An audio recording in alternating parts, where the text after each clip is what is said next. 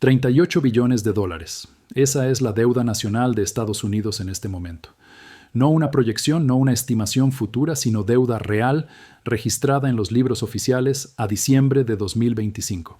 Y si crees que ese número no te afecta personalmente, necesito que prestes mucha atención a lo que viene. Porque mientras la mayoría estaba scrolleando redes sociales o mirando series, las instituciones financieras más grandes del planeta comenzaron a hacer algo que no hacían desde hace más de 7 décadas. Están moviendo capital, cantidades masivas de dinero, y lo están haciendo en silencio, de forma ordenada, sin titulares ni anuncios públicos. Esto no es una teoría conspirativa. Son flujos de capital documentados, presentaciones públicas, datos del tesoro, cifras oficiales que cualquiera puede verificar.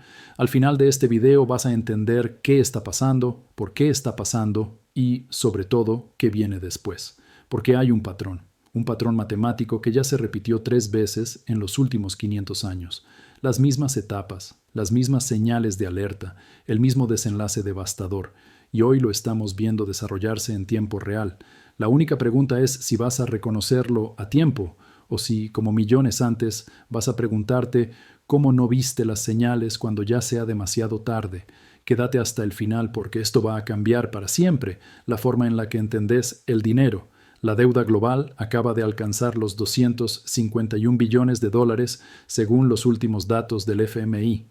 Eso representa el 235% del PBI mundial, el nivel más alto jamás registrado en tiempos de paz. Solo la deuda de Estados Unidos pasó de 36,1 billones en enero de 2025 a 38,4 billones en diciembre del mismo año, un aumento de 2,3 billones en apenas 11 meses. Pero acá está lo que casi nadie está diciendo. Este escenario ya ocurrió antes. No una, sino 3 veces en la historia moderna. Y en cada ocasión, el país que sostenía la moneda de reserva colapsó dentro de los 36 meses posteriores a que el dinero inteligente comenzara a salir. No fueron colapsos parecidos, fueron patrones idénticos. Las mismas fases, la misma secuencia temporal, el mismo resultado final. Es un proceso matemático, predecible, y una vez que supera cierto umbral, imposible de detener. Para entenderlo, primero hay que ver cómo funciona el ciclo completo. Cada gran colapso económico de los últimos 5 siglos siguió un ciclo de 4 etapas muy claras. La primera es la fase de ascenso. Un país se convierte en el centro financiero del mundo. El capital llega desde todas partes. Su moneda se transforma en el estándar del comercio internacional. Todo el mundo quiere participar. Los bancos se expanden, los mercados crecen, la innovación se acelera, el futuro parece infinito, la confianza es total. Esta etapa suele durar entre 50 y 80 años. La segunda es la fase de sobreextensión. El éxito genera arrogancia. El gobierno comienza a gastar por encima de sus posibilidades. Expansión militar, intervenciones en el exterior, programas internos cada vez más costosos, todo financiado con deuda. La deuda crece más rápido que la economía, pero nadie se preocupa porque los precios de los activos siguen subiendo. El mercado inmobiliario se dispara, las bolsas marcan récords históricos, todos se sienten ricos. Los bancos centrales imprimen dinero para sostener el sistema. Esta etapa suele durar entre 20 y 40 años. La tercera es la fase crítica, el éxodo silencioso. Acá es donde el público todavía no entiende nada, pero el dinero inteligente sí. No los políticos, no los medios, sino quienes leen balances y entienden números. Las grandes instituciones comienzan a rotar capital de manera discreta. No hay anuncios, no hay pánico, solo movimientos constantes hacia jurisdicciones más seguras. Los inversores extranjeros reducen exposición. Las grandes fortunas diversifican globalmente. Al principio es lento, luego se acelera. Esta fase suele durar entre 18 y 36 meses. La cuarta y última etapa es el colapso. La moneda pierde su estatus de reserva. Los bancos centrales extranjeros venden sus tenencias. La inflación se dispara, las tasas de interés explotan, los activos caen todos juntos. Bancos quiebran, pensiones desaparecen, la clase media es devastada, el caos político se expande, y entonces todos hacen la misma pregunta: ¿cómo no vimos esto venir? La respuesta siempre es la misma. El patrón estuvo ahí todo el tiempo. Ahora voy a demostrar que este patrón es real con 3 ejemplos históricos, 3 superpotencias globales, 3 monedas de reserva, el mismo ciclo y el mismo final. Siglo XVI. España. El imperio más poderoso de la Tierra, sin discusión. Galeones regresando de América cargados con más oro y plata que nunca antes vistos en la historia humana. El real español era la moneda de reserva global. Para comerciar internacionalmente necesitabas reales. Madrid era el centro financiero del mundo conocido. Fase 1 completa. Felipe II controlaba media Europa. Los ejércitos españoles eran considerados invencibles. La armada dominaba los mares. La riqueza fluía desde colonias en 3 continentes. ¿Y qué hicieron con eso? Lo gastaron todo. Guerras contra Francia, Inglaterra, el Imperio Otomano, los Países Bajos, un aparato militar gigantesco, una burocracia carísima, palacios reales que costaban fortunas. Para 1550, el gasto del gobierno español era el 300% de sus ingresos, 3 veces más de lo que recaudaban. La diferencia se financiaba con préstamos de banqueros italianos, comerciantes alemanes y cualquiera dispuesto a prestar. Pero mientras el oro siguiera llegando, nadie se preocupaba. Los precios de los activos seguían subiendo. Todos se sentían ricos. El imperio parecía eterno. Fase 2, confirmada. Luego algo cambió, sin ruido. En 1555, grandes familias bancarias españolas empezaron a mover activos hacia Génova. Los Fugger, principales acreedores de España, comenzaron a exigir pagos en oro físico. Querían salir. En 1556, comerciantes ricos trasladaron operaciones a Ámsterdam, no de golpe, sino gradualmente. Abrían oficinas, movían inventarios, redirigían rutas comerciales. ¿Por qué? Porque podían leer balances, y esos balances mostraban que España estaba técnicamente quebrada.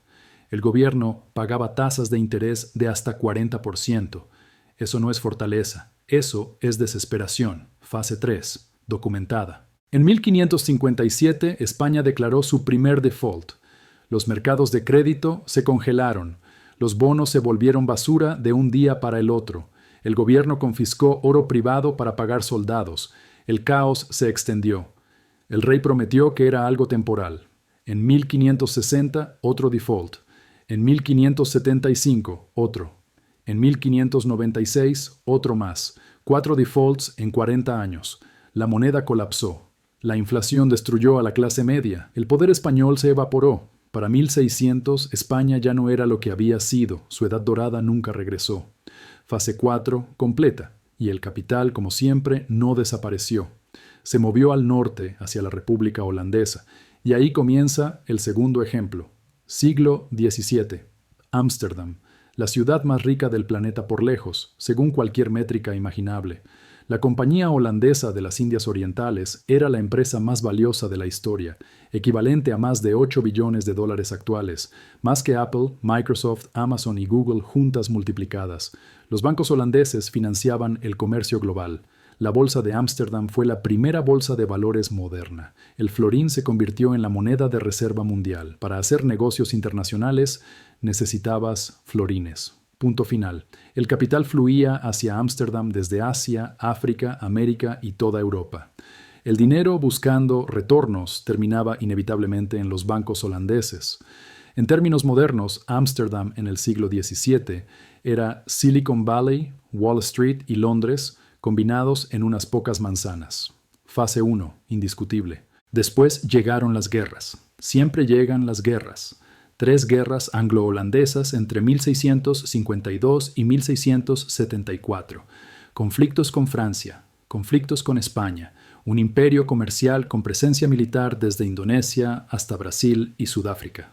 Todo eso costaba fortunas. La deuda pública pasó de 4 millones de florines en 1650 a más de 80 millones en 1690. Un aumento de 20 veces en apenas 4 décadas. Para financiarlo, comenzaron a imprimir. ¿Te suena familiar? Al mismo tiempo, apareció la burbuja de los tulipanes, bulbos vendidos a precios superiores al valor de casas enteras. Una sola variedad rara podía costar 10 veces el salario anual de un artesano. Los precios de los activos se desconectaron por completo de la realidad económica. Todos se sentían ricos en papel. El Banco de Ámsterdam, supuestamente la institución financiera más segura de Europa, estaba prestando en secreto el dinero de los depositantes para financiar guerras del gobierno. Estaban operando con reserva fraccionaria antes de que el término existiera. Un esquema frágil disfrazado de solidez. Fase 2, confirmada. En 1690 comenzó el movimiento silencioso. Las grandes familias bancarias empezaron a trasladar operaciones a Londres. Comerciantes judíos sefardíes, que habían sido clave en la riqueza holandesa, comenzaron a mudarse. Financieros alemanes retiraron capital de forma sistemática durante años. No hubo pánico público, no hubo titulares, solo salidas constantes. ¿Por qué? Porque los insiders sabían algo que el público no. El Banco de Ámsterdam estaba quebrado desde 1672. Había estado usando depósitos nuevos para pagar retiros viejos durante décadas, un esquema insostenible. El secreto se mantuvo hasta que ya no pudo sostenerse más. Fase 3, verificada. En 1795, las tropas revolucionarias francesas invadieron. La República Holandesa cayó. El florín colapsó. El fraude del Banco de Ámsterdam quedó expuesto. Los depositantes perdieron todo. Hubo disturbios, caos político, colapso social. La edad de oro holandesa terminó de golpe. 150 años de dominio financiero desaparecieron en meses. Fase 4, completada. ¿A dónde fue el capital? A Londres. Y ahí comienza el tercer ejemplo, el más importante, porque es el más cercano a nuestra realidad. Siglos XVIII al XX. El Imperio Británico. El sol nunca se pone sobre el Imperio Británico. En su pico controlaba casi una cuarta parte de la población mundial y una proporción similar de la superficie del planeta. La libra esterlina fue la moneda de reserva global durante más de 200 años, más tiempo que cualquier otra moneda moderna. Londres era el centro financiero del mundo. Si necesitabas capital para cualquier proyecto en cualquier continente, ibas a Londres. Los bancos británicos financiaban ferrocarriles en América, minas en África, plantaciones en Asia, infraestructura global. Más del 60% del comercio internacional se liquidaba en libras. El patrón oro giraba en torno a la libra. Parecía eterno. Fase 1. Absoluta. Luego llegó el siglo XX. Primero la Primera Guerra Mundial. Costó el equivalente a cientos de miles de millones actuales. El Reino Unido se endeudó con Estados Unidos, con sus ciudadanos, con cualquiera que prestara. La deuda pasó del 30% del PBI al 130%. Ese número es clave, es exactamente el nivel en el que se encuentra Estados Unidos hoy. Intentaron mantenerse en el patrón oro, fallaron en 1931. Intentaron volver, fallaron otra vez. El sistema ya estaba roto. La Segunda Guerra Mundial terminó de destruir las finanzas británicas. Más deuda, más emisión, más promesas incumplibles. Gran Bretaña ganó la guerra militarmente, pero la perdió económicamente. Quedó dependiente de préstamos estadounidenses para sobrevivir. Fase 2, confirmada. En 1949 comenzó el éxodo silencioso. Grandes corporaciones británicas empezaron a mover operaciones a Estados Unidos. No cerraban en casa, pero invertían afuera. Familias ricas trasladaron activos a Suiza, Canadá, Estados Unidos. El drenaje de talento se aceleró. Científicos, ingenieros, empresarios, académicos emigraron. Gran Bretaña ofrecía impuestos altos y estancamiento. Estados Unidos ofrecía crecimiento. Para 1960, la inversión extranjera había caído más del 60%. El dinero se iba, el talento se iba, el futuro se iba. Fase 3, completa. En 1967 la libra fue devaluada más de 14% de un día para otro. En 1976 el Reino Unido tuvo que pedir un rescate al FMI. El antiguo imperio tuvo que mendigar ayuda financiera. La libra perdió su estatus de moneda de reserva. El comercio internacional pasó al dólar. El dominio británico terminó para siempre. Fase 4 verificada. 3 imperios, España, Holanda, Gran Bretaña. 3 monedas de reserva.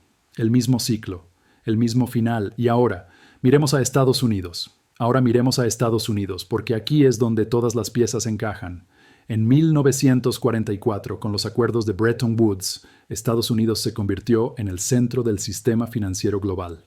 El dólar quedó respaldado por oro a $35 la onza. El resto de las monedas se respaldaban en dólares. El mundo necesitaba dólares para comerciar. Europa y Asia estaban devastadas tras la Segunda Guerra Mundial, y el capital fluyó hacia Estados Unidos como nunca antes. Los mercados estadounidenses se volvieron los más profundos y líquidos del planeta. Acciones, bonos, bienes raíces, deuda pública. Todo el mundo quería activos americanos. Esa fue la Edad Dorada. Desde 1945 hasta 1971. Fase 1. Completada. Luego llegó el punto de quiebre. El 15 de agosto de 1971, Richard Nixon cerró la ventana del oro. El dólar dejó de ser convertible. Pasó de estar anclado a algo real a estar respaldado únicamente por confianza. Y cuando se eliminan los límites, el gasto se dispara. En 1980, la deuda nacional era de 900.000 millones. Para 1990, 3 billones. Para 2000, 5,6 billones. Para 2008, 10 billones. Para 2020, 27 billones. Enero de 2025, 36,1 billones. Diciembre de 2025, 38,4 billones. Un aumento del 4.200% en menos de medio siglo. La deuda se duplicó en apenas 5 años. Pero eso es solo la deuda del gobierno. La deuda corporativa supera los 13 billones. La deuda de los hogares ronda los 18 billones. Préstamos estudiantiles, tarjetas de crédito, autos, deuda médica. En total, más de 100 billones en deuda combinada. Eso es aproximadamente el 370% del PBI. Para ponerlo en contexto, España colapsó cerca del 200%, Holanda cerca del 250%, Gran Bretaña perdió su estatus de reserva al 130%, Estados Unidos está en 370% y subiendo. Solo los intereses ya superan el billón de dólares por año, no para reducir deuda, solo intereses. Más que defensa, más que Medicare, más que la mayoría de los programas federales. ¿Cómo se paga eso? Con emisión. La oferta monetaria M2 creció un 40% en poco más de 2 años, la mayor expansión monetaria en la historia del país. El resultado es exactamente el mismo que vimos antes. Inflación, burbujas de activos, desigualdad extrema. Bolsas en máximos históricos, mientras los salarios reales se estancan. Viviendas fuera del alcance. Todo inflado al mismo tiempo. La Reserva Federal infló su balance de 800.000 millones en 2008 a casi 9 billones en 2022. Fase 2, confirmada. Y ahora estamos en la fase más peligrosa. La fase 3, el éxodo silencioso. China redujo cientos de miles de millones en bonos del Tesoro. Japón vende mes tras mes. Arabia Saudita, Suiza, Francia, Bélgica, todos reduciendo exposición. Incluso la propia Reserva Federal está retirando liquidez. ¿Quién compra ahora la deuda estadounidense? El propio sistema. Emisión para comprar su propia deuda, eso no es fortaleza, es señal de agotamiento. Las grandes instituciones lo saben. Los mayores gestores de activos están diversificando fuera del dólar. Reducen bonos estadounidenses. Aumentan exposición internacional, materias primas, activos reales. Exactamente lo mismo que hicieron los insiders en España, en Ámsterdam y en Londres. El patrón se repite. ¿Y qué viene después? La fase 4 nunca llega con un anuncio oficial.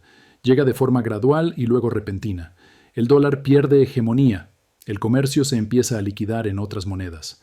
Acuerdos bilaterales, sistemas alternativos, menos demanda estructural de dólares. Los dólares regresan a casa, inflación acelerada. La Reserva Federal queda atrapada entre subir tasas y destruir la economía o imprimir y destruir la moneda. Ambos caminos llevan al mismo destino. Colapso de activos, quiebras, pensiones evaporadas, clase media devastada. Y aquí viene la gran mentira, que esta vez es diferente, nunca lo es. España tenía el ejército más poderoso, Holanda tenía el sistema financiero más avanzado, Gran Bretaña tenía el imperio más grande. Nada de eso evitó la matemática. La tecnología no detiene la deuda. El poder militar no cancela la aritmética. La excepcionalidad es siempre el último refugio antes de la caída. Entonces, ¿qué significa esto para vos hoy? Significa que si todo tu patrimonio está en activos denominados en dólares, estás expuesto. Significa que diversificar ya no es opcional. Significa que los activos reales, el oro, la plata, Las materias primas, la tierra, existen por una razón. Significa que el tiempo no se mide en años, sino en meses. Históricamente, la fase 3 dura entre 18 y 36 meses. Ya estamos dentro. Reducir deuda, aumentar liquidez, diversificar geográficamente, invertir en habilidades reales, construir relaciones. Eso es lo que sobrevive a los resets monetarios. No es alarmismo, es historia repetida. España no vio venir su colapso. Holanda no creyó que su sistema podía caer. Gran Bretaña estaba convencida de que la libra era eterna. Todas estaban equivocadas. El patrón es claro, los datos son públicos, la historia está documentada. La deuda de Estados Unidos alcanzó los 38 billones por una razón. Los bancos centrales están vendiendo por una razón. Las instituciones se están moviendo por una razón. Estamos en la fase 3, el éxodo silencioso. La matemática ya decidió el resultado. La única incógnita es si vos vas a estar preparado cuando la fase 4 llegue, o si vas a preguntarte, como tantos otros a lo largo de la historia, ¿cómo no viste las señales cuando estaban frente a tus ojos? El patrón no necesita que creas en él, solo se repite.